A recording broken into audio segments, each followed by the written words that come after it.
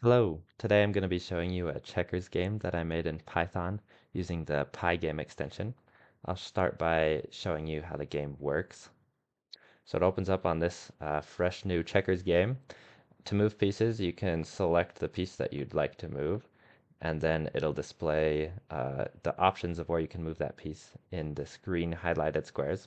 And so if I select either of those, the piece will be moved. And now it toggles to the other player's turn, so you can't go twice in a row. Now these black checkers will be able to move. And so I'll just kind of move pieces around a little bit so you can see how it works. And I'll see if I can make a king real quick so you can see what that looks like. So there we go. A king is just shown by putting a red dot over the piece. And so now it'll be able to move backwards just like in a regular checkers game. And you can see it can jump checkers.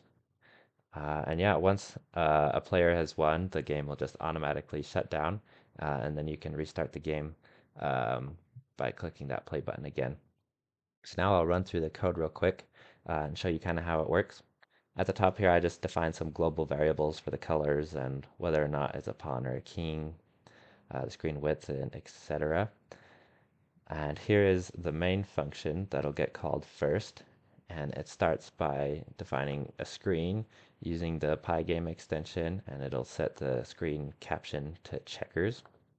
And then here I have a list of all the checkers, which is just a list of lists, and it contains the color of the checker, whether it's a pawn or a king, and then the coordinates of that checker on the game board. And then here I define some booleans that are used throughout this.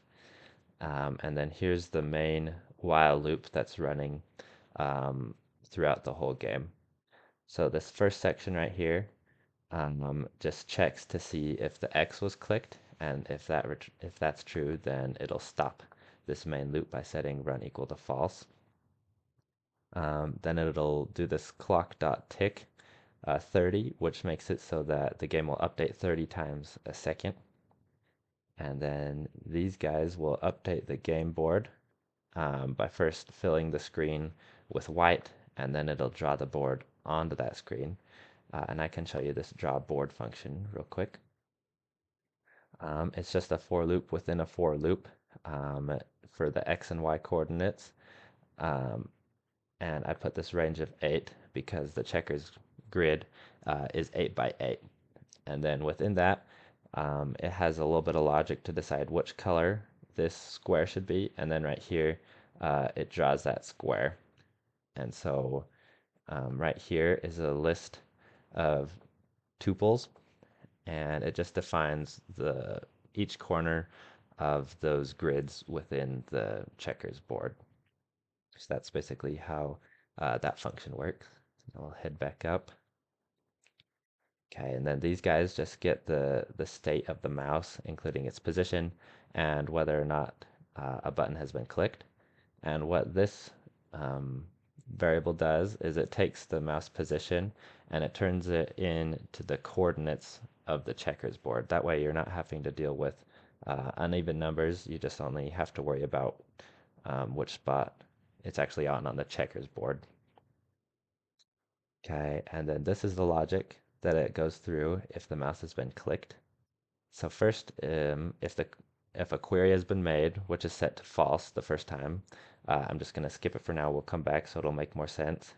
Um, so it'll check if a legal selection has been made, and this will return true if the user has clicked on a checker of the correct color. And if they have clicked on it, then it'll set this variable of selected grid position to wherever the mouse currently is. And then it'll say that a query has been made.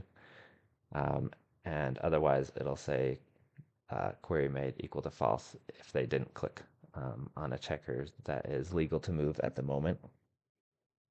And then once you get past that, this will run if a query has been made, and it'll set the index equal to whatever checkers piece has been selected. Remember from this list up here, it'll just get the index of whichever checker piece was selected earlier.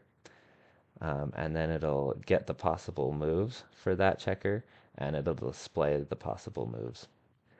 And then as we go down in this main loop, it'll draw all the checkers, and then this will run if the user has made a query and then selected one of those green highlighted squares to move the checker. So now I'll go back up to the spot that I skipped. If the mouse is clicked and the query has been made, meaning that those green highlighted squares are being displayed, then it'll check to see if the user clicked on one of those green highlighted squares. And if they have, then it'll move the checker, and it'll also see if a checker was jumped. And if a checker was jumped, then it will remove that piece from the board. And I used a lot of different functions to help with this project. Um, I didn't want this video to be too long, so I kind of just skimmed over it, but I'll just scroll through these different functions so you can kind of see what I did here.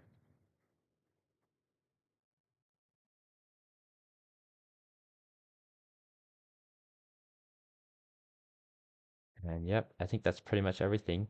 So thanks for watching.